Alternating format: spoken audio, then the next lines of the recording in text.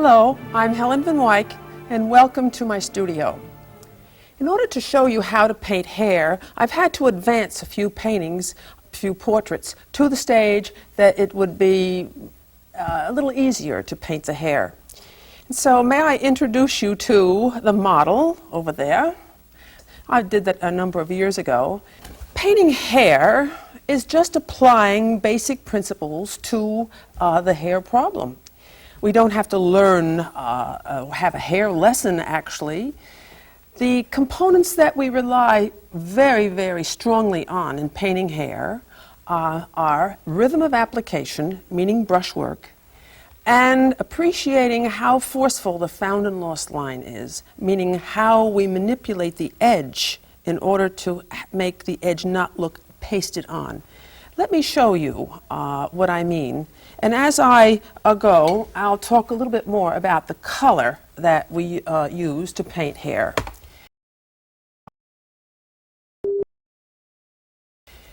So, first, why don't I try first to style the periphery. And I'm going to take some gray, black and white, always a good place to start, to substantiate the color or to substantiate the mixture. And I'm going to start out with something that emulates the color that I already have. Yes, every time I do a portrait, I do invade the outline of the hair with the background and leave the outline or the periphery of the face too a little bit vague so that I can work the hair area against those two shapes. Now, in order to get an interesting outline, it's a good idea not to start your stroke on the line, but within the hair area. And so, instead of outlining it, I'm going to say this hair that's right here grows from this part of her hair, her head, and it comes out and then falls away. Each time I press on my brush, I'm going to get a found line. Well, here's the part, and so I'm going to press there and then fade away. Then I'm not going to connect that with the hair as it's combed out this way. I'm going to start that stroke here. This hair falls in, and this hair grows from the back, and so I'll start that here. So that I don't have an outline, I seem to have hair growing. Fuzzy edges against the background, much more hair-like than a rigid outline. Now, the found and lost line, this right here is a lost line. This is a found line. And so here, I'll find it again. You can actually see that on the model when she poses. If you think of the hair as a solid rather than just a line. And then this hair is flopping in the back.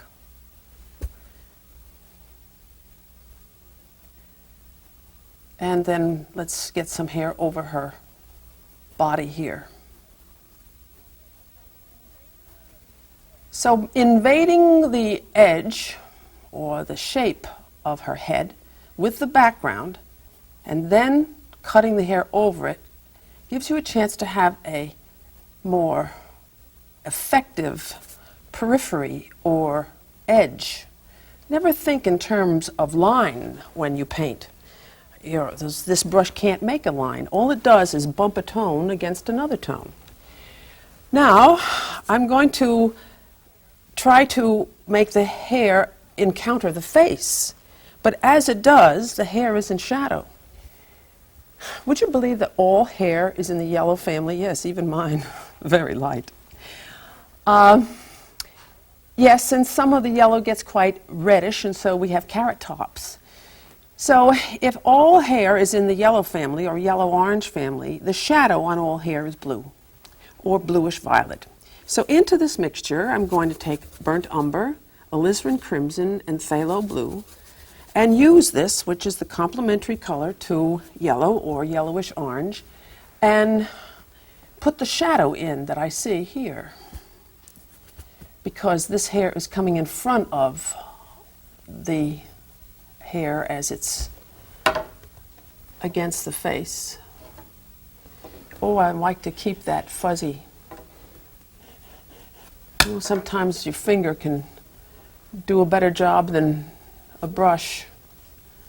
Remember what Roscoe said, Helen, if you know what you're doing, you can do it with a broomstick.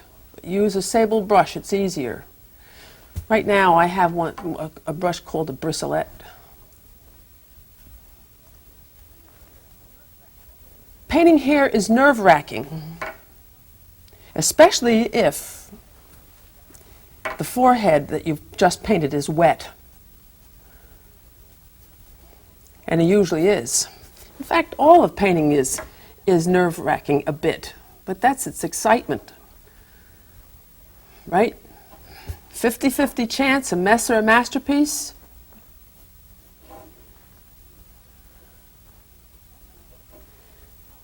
Every advancement of tone onto the canvas contributes to the picture's look. So you have to be obligated to each addition. You can't say, oh, fruit juicy, I'm just going to paint. No, you have to be constantly aware of the shape, the tone, and the color, but when painting hair, the brush stroke. Say, be hair-like. Let me step back and see what this looks like.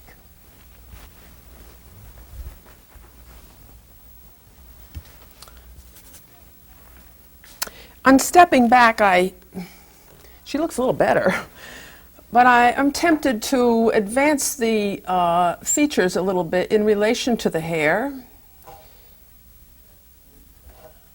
So everything fits.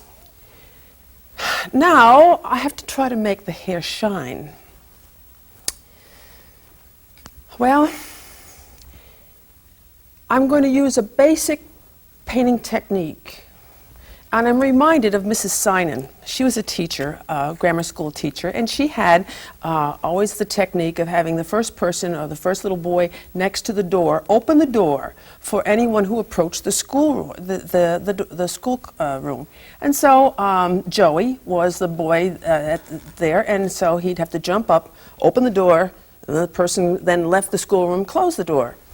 So Joey learned that, and he came home from school that day, and he saw his mother with a big load of garbage walking to the door. So he jumped up, and he opened the door for her, and waited for her, and then opened the door again for her to come back. And Joey's father said, "That's very nice, Joey, but why didn't you take the garbage out for your mother?" And he said, "Mrs. Sinan hasn't given us our garbage lesson yet." And so we don't have to have a hair lesson. We just have to apply basic knowledge to the hair problem. And the technique is to apply the paint one way and affect it the other. This hair is wrapping around her head here, and then it's also going this way, down. And so I'm going to add that highlight to make the hair shine, and use violet, by the way. Also the complementary color to yellow, because a shiny spot is a colorless spot, and we use the complement. And I'm going to splash that here, and here, and here, and there. Looks like I'm putting it up in curlers. Right next to the highlight, we see on natural colored hair a brighter version of the overall hair color here. Would you believe that I paint onions the same way? Maybe you watched me do that once. By painting in two directions, you get more dimension than going in one direction, because this is three-dimensional and this is flat. So we two directions at least gets us a little closer to a dimensional look.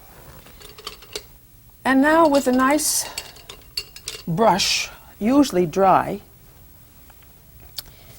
maybe dampened slightly, I can comb the hair. Let's see what happens.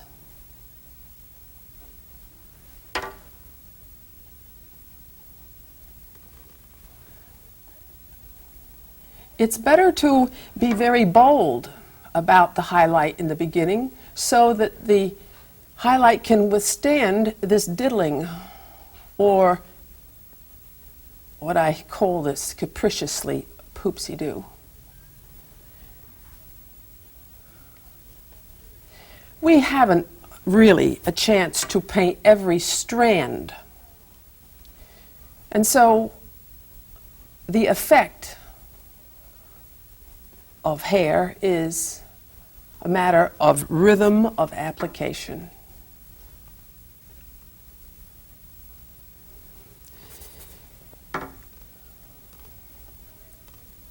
So applying a basic knowledge is always what painting is. It makes it easy, and yet in a way it makes it difficult.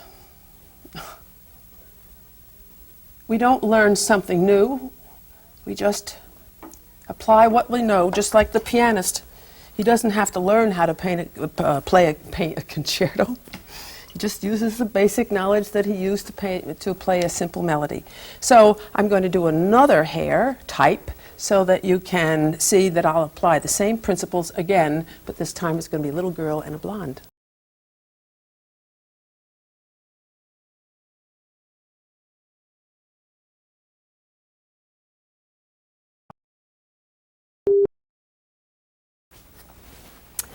I've put a portrait or unfinished portrait version of the painting I did of little Anna.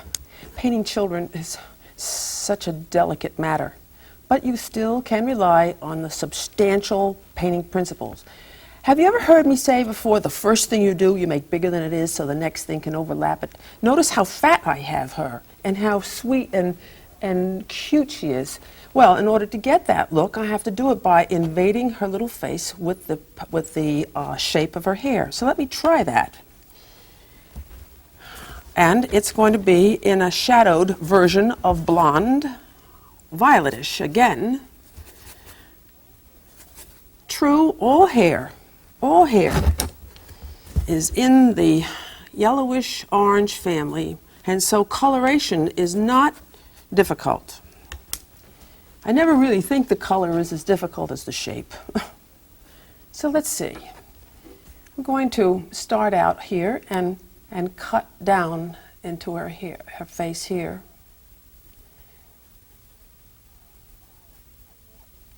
By stroking it almost a little bit of a careful caress with the brush might ease that color into the flesh color, especially if it were wet. I have to admit this is dry because, yes, my painting sessions are not for me to paint a picture for my own satisfaction. They're designed for you. So you can learn how to do it by finding out how I think about it. I'll let you in on almost everything I know. Hard to do that in 25 minutes sometimes, but the longer we know each other, the closer we'll get to the whole story.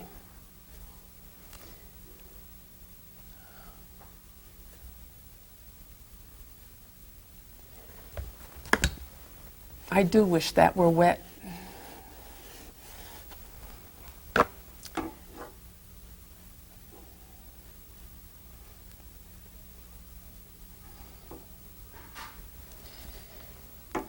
Painting is always hoping and wishing it's going to turn be all right.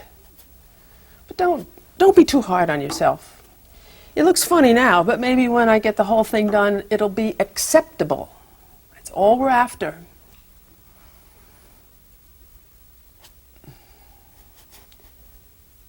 Just acceptable.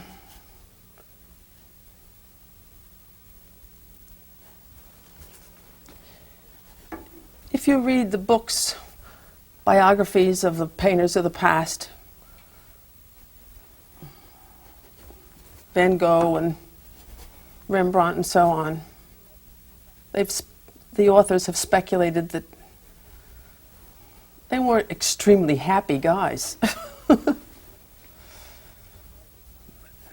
It's a life of suffering, it's just that they love to suffer. And I've made a little outline as to where this tousled hairdo extends. Now let me show you very quickly that within the shadowed area, which you start out with violet, you do have to introduce a darker version of the blonde hair. Or people say, gee, look at her purple hair. So a dark yellow into this violet will be more convincing. Yes, blonde hair can get very dark in the shadows. Don't ever be afraid of the dark. The darker you make an area, the more it accentuates the light.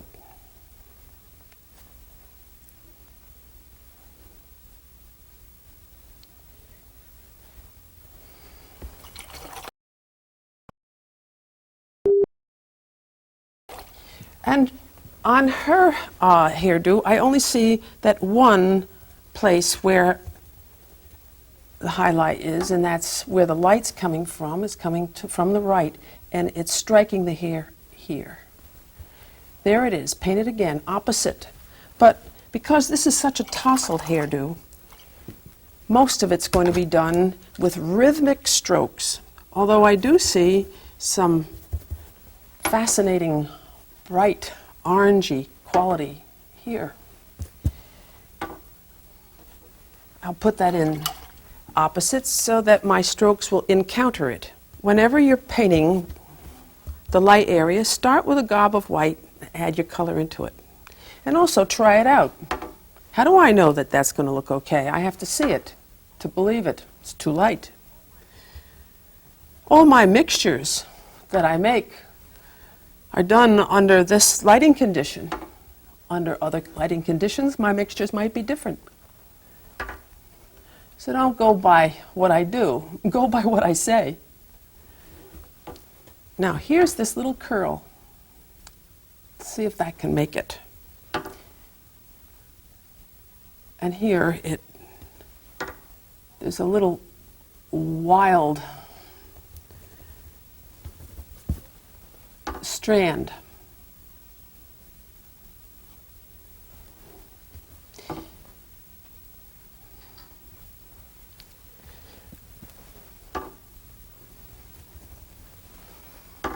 When you do this, if it doesn't work, you cry. No, you have to wipe it off and start again. Because an area can stand just so much stroking. It's terrible to get a hairdo such as this, overworked. I know painting is a suffering, but no one should, the picture shouldn't show it.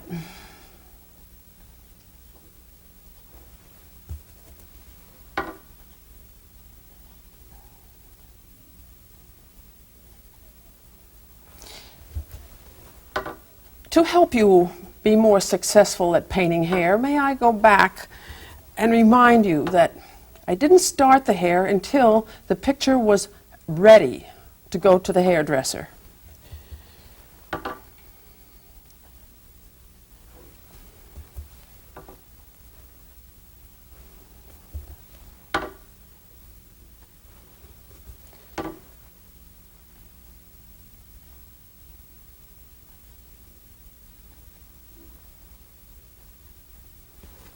Oops.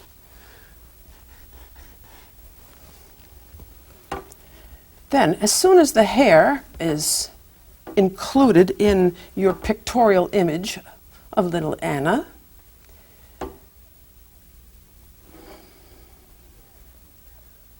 you can see better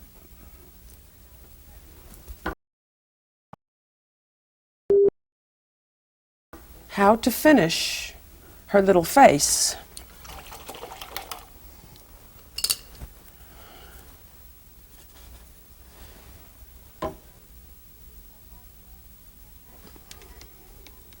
By adding all the things that are comments within the basic shapes. It's always very nice, tiny little darks in these corners.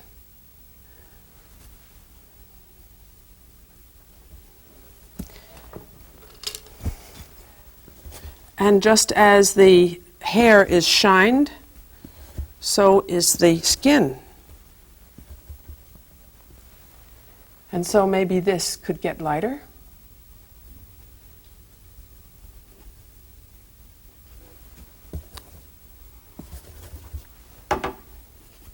And try to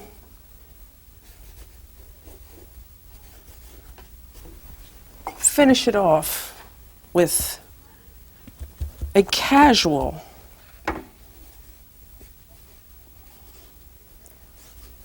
suggestion of her body, just as casually as you painted the hair. Because we read the look of the paint. Say, I like the way that's painted.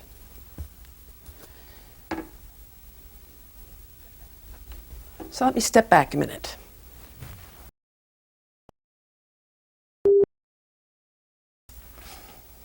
I can't stress enough how important it is to step back and see it from a distance, because, well, it's your way of correcting. A painting is a record of a series of corrections. And I'm sure you've noticed that this really could come out a little bit more here. And lighter. And the whole way of doing this is to say, I don't like it the way it is, so I'll fix it. Don't be afraid of your picture. Don't be afraid to work on it. And I like this little thing over this way.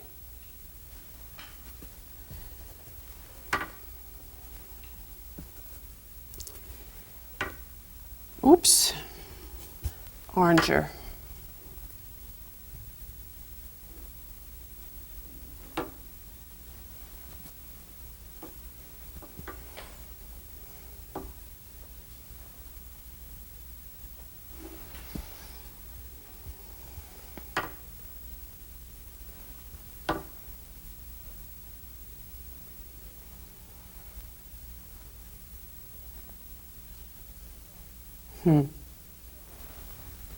So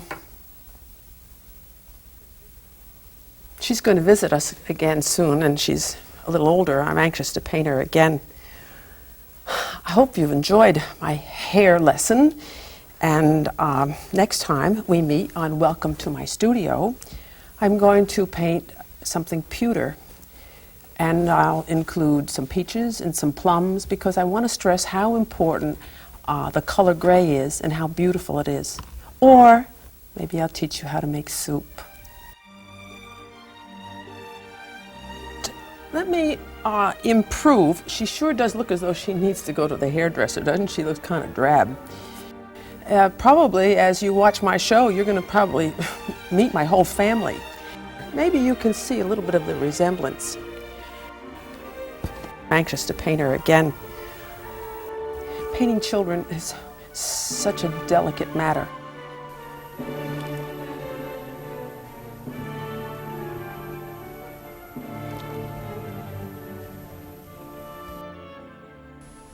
Hello, I'm Helen Van Wyk. and welcome to my studio.